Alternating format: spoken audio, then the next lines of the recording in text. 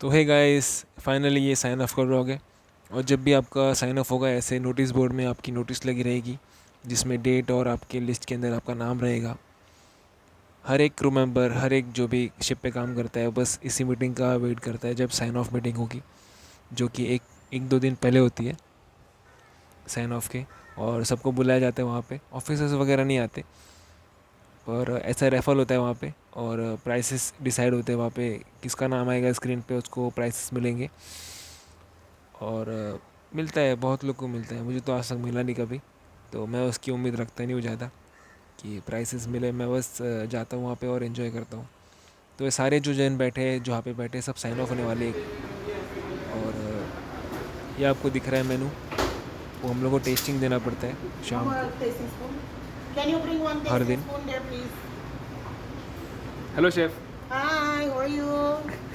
Enjoy your vacation. Huh? Always remember me when you go on your next ship. Yes chef. Okay, yes thank you. Chef. You can take a good photo after finish. What you yes feeling? Chef.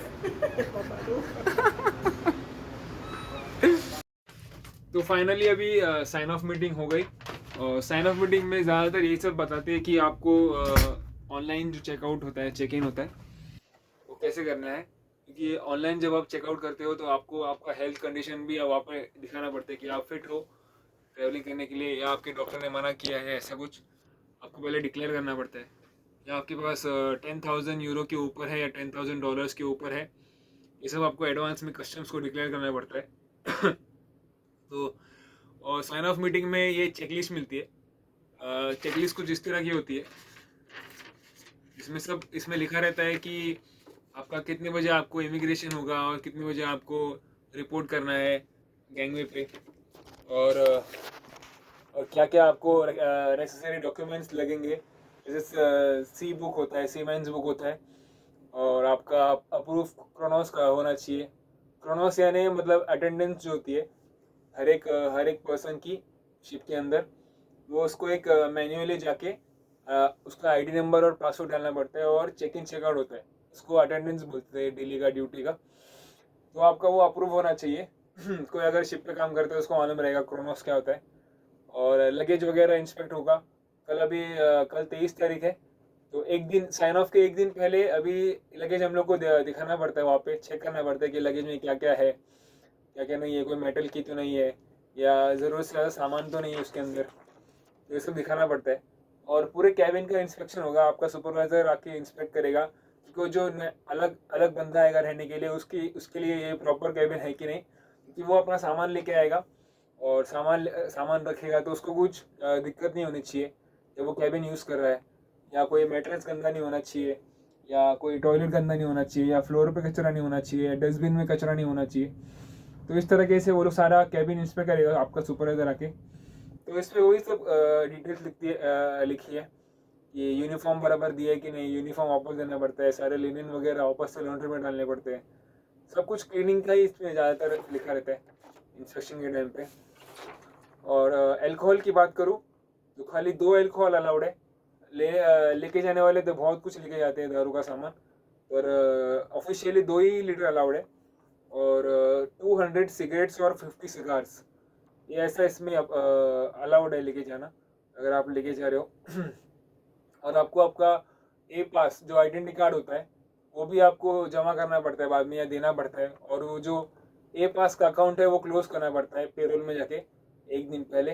तो अब मैं कल जाऊंगा और सारा जो Kronos का वो है वो अप्रूव करूंगा, और मेरे सुपरवाइजर को बोलूँगा कि वो भी अप्रूव करे, क्योंकि एंड डे तक सैलरी मिलती है। जैसे मेरा अभी 24 तारीख को साइन ऑफ होगा, तो 24 तारीख का भी सैलरी मुझे मिलेगा। और जैसे शिप सेल हो जाएगा तब सारा पैसा मेरे अकाउंट में आएगा, जो मेरी बची हुई सैलरी है वो सब।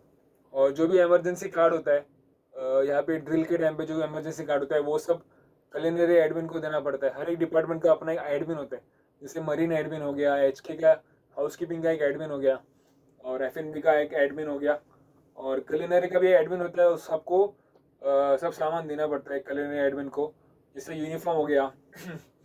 और ये जो नाइफ हमें मिलती है, छोटी नाइफ, ये सब ये भी जमा करनी पड़ती है, वापस देनी पड़ती है। ये थर्मोमीटर है जो शेफ लोग को मिलता है, वो वापस देना पड़ता है हम लोग को, क्योंकि ये सब वो लोग वापस से शायद देते हैं किसी को या रखते हैं, क्योंकि ये लेके जाना अलाउड नहीं है शायद, तो हम लोग को ये सब सामान जमा करना पड़ता है। और बाकी तो और बताऊंगा आपको। फ़्लाइट टिकट तो 1-2 महीने पहले जुलाई में आ गई थी, या जुलाई अगस्त में आ गई थी मेरी फ़्लाइट टिकट। 2-3 महीने पहले ही आपको फ़्लाइट टिकट दे देंगे, और नेक्स्ट जो कॉन्ट्रैक्ट है उसके भी डिटेल आ जाएंगे आपको कि आपको नेक्स्ट कॉन्ट्रैक्ट में कौन सा शिप मिलेगा, तो ये सब डिटेल पहले ही आ जाता है। और ऐसा साइन ऑफ का मीटिंग होता है सुबह, जैसे आपको अभी दिखेगा वीडियो में, या देखा होगा आपने वीडियो में कैसे कैसा था साइन ऑफ का मीटिंग। सब आके बैठते हैं और जो क्रू एडमिन है वो आपको बताएगा कि साइन ऑफ में क्या क्या होगा और कितने बजे आपको रिपोर्ट करना है, ये सब होता है। अभी ये सारी पैकिंग चालू है मेरी। मैं सारा बैग पैक कर रहा हूँ अभी, क्योंकि परसों साइन ऑफ है। तो ये सब सॉक्स वॉक सब जो चीज़ें थी मैं वापस जा रहा हूँ लेके। मैं बस आपको इतना बताना चाहता हूँ कि जब आप अल्कोहल लेके जाते हो शिप से, आपके पास एक प्रॉपर रिसिप्ट होनी चाहिए। और जैसे मैंने अभी ये एक बोतल इधर है, एक बोतल इधर है, और ये एक बोतल है। आप देख सकते हो मैंने किस तरीके से पैकिंग किया है इसको।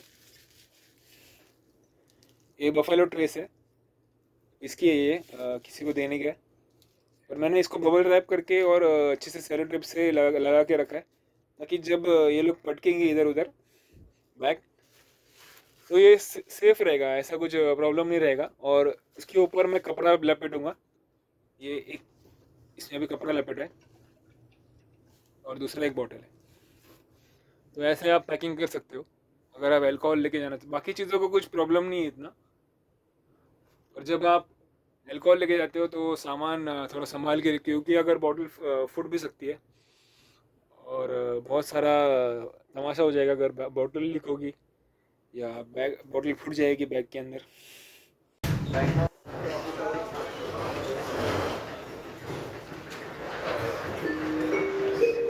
Control center on deck 3 at